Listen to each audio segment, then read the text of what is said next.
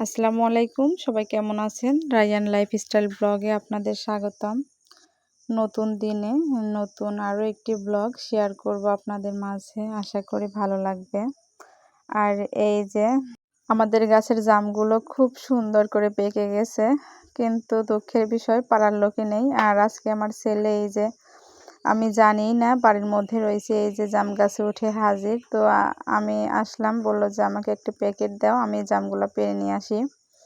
আর এই দেখুন জামগুলো এত সুন্দর, মনে হচ্ছে যে এই যে আঙ্গুর ফলের ঝোপগুলো যেমন থাকে না, ওই রকম গেথে গেথে রয়েছে। তো খুবই সুন্দর জামগুলো ছিল। আর সবগুলো জামই পেকে গেছে, আর বৃষ্টির কারণেও নষ্টও হয়ে যাচ্ছে। আসলে আম যেমন খাওয়া যায়, জাম তেমন কিন্তু থাকে না, নষ্ট হয়ে যায়। আর অনেকগুলো জাম পাড়েছে আমার ছেলে, এই যে। আর এই যে ঝোপ পাড়েছে, ঝোপগুলোর উপরে আর কি লাল লাল ছিল অনেকগুলা। আর জামগুলা খুবই সুন্দর, বৃষ্টির কারণে কেমন কেমন যেন হয়ে গেছে। আমার কিন্তু আম জাম ওইভাবে অত পছন্দের খাবার না। আমার যখন বেশি মনে হয় তখন আমি দেখা যায় যে যেটা ভালো লাগে ওই দুই একটা খাই। কিন্তু আমার ছেলে তা না, দেখা যায় যে প্রাইভেট থেকে এসেও দৌড় দিয়ে গাছ উঠে কয়েকটা পেড়ে খাবে। আর সে আবার আম গাছে উঠে জাম পেড়ে খায়, যেহেতু আম গাছ আর জাম গাছ দুইটা পাশাপাশি। আর এই যে আমার বড় বাবাটা পড়ছে আর ছোটটা শাসন করছে। দেখা যায় যে পড়ার সময় খুবই ডিস্টার্ব করে। ও মাহিম বাবু যেটা নিবে, রায়ান বাবু সেইটা নিয়েই টানাটানি করে। আর এই যে পড়াশোনা শেষ, তো বললাম যে জামগুলো মাখিয়ে দেই। জাম আবার দেখা যায় যে রাখা যায় না, অন্য ফল যেমন রাখা যায়, একদিন কি 2 দিন রেখে খাওয়া যায়, কিন্তু এই ফলটা আসলে সেরকম না।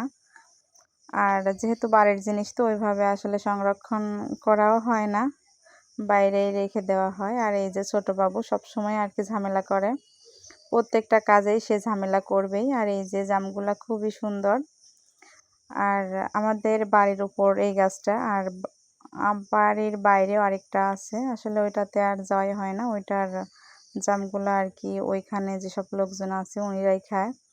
আর জামগুলো খুবই সুন্দর ছিল। তো আপনাদের সবার জাম খাওয়ার দাওয়াত রইল। আর এই যে জামগুলো এখন মাখিয়ে দেব। তো বললাম যে দেও, আমি মাখিয়ে দিই। সবসময় দেখা যায় যে ঝামেলার কারণে ছেলে মেয়েদের যত্ন ওইভাবে নিতে পারি না। আর আজ কয়েকদিন একটু ঝামেলাও ছিল, তারপর সামনে ঈদ আর মাত্র একদিন মধ্যে আছে।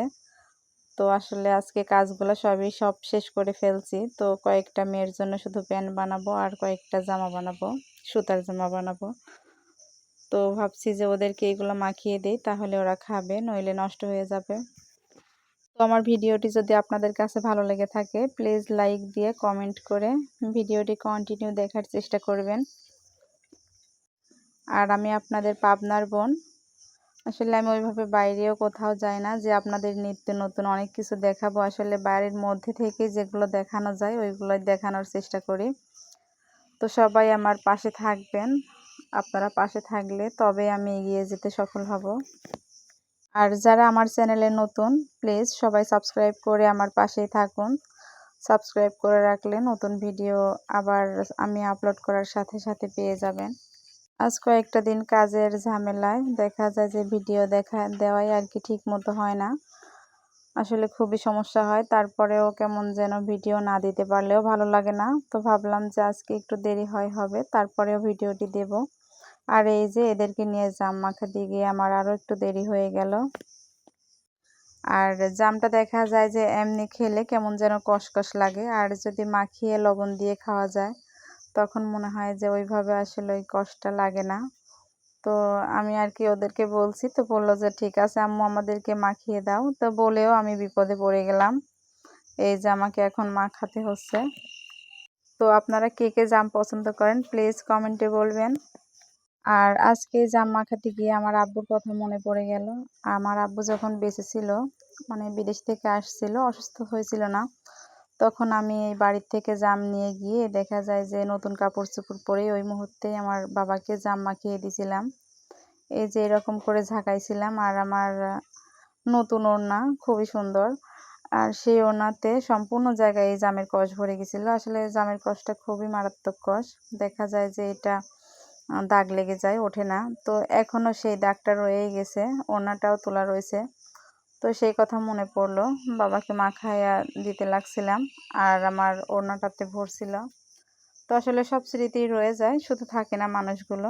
আর এই যে আমার ছোট বাবাটা সবসময় ঝামেলা করবে, আবার জাম মাখানো হয়েছে ও সেটার মধ্যে আবার হাত দিয়ে দিয়ে নাড়াচাড়া করছে, সব সময় ডিস্টার্ব করে, শুধু প্রত্যেকটা কাজে ঝামেলা করে। এই যে এখন ধরে ঢেলে দিছে, এই যে খাওয়ার কাজ শেষ করে দিছে।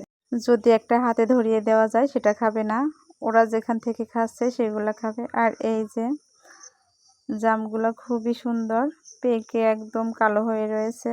আসলে জামগুলো দেখলেই মনে হয় যে খাই, কিন্তু আসলে ওইভাবে পাড়ার মানুষও নেই। আর প্রচণ্ড বাতাস হয়েছে বিকেলে, জামগুলো পড়ছে টুকুস টুকুস করে।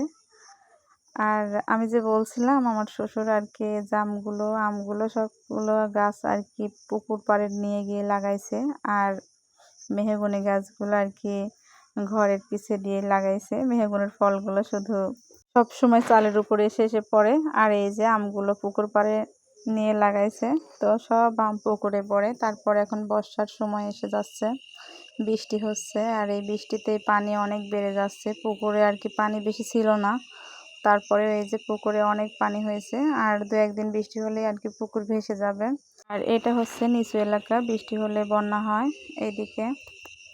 তো আজকের মতো এখানেই বিদায় নিতে চাচ্ছি। তো আমার ভিডিওটি যাদের কাছে ভালো লাগছে প্লিজ লাইক করবেন, কমেন্ট করবেন এবং আমার পাশেই থাকবেন সবাই। সবার সুস্বাস্থ্য কামনা করছি। সবাই আমার ছেলে মেয়েদের জন্য দোয়া করবেন, আল্লাহ তাআলা যেন তাদেরকে সুস্থ সবল রাখে। আল্লাহ হাফেজ।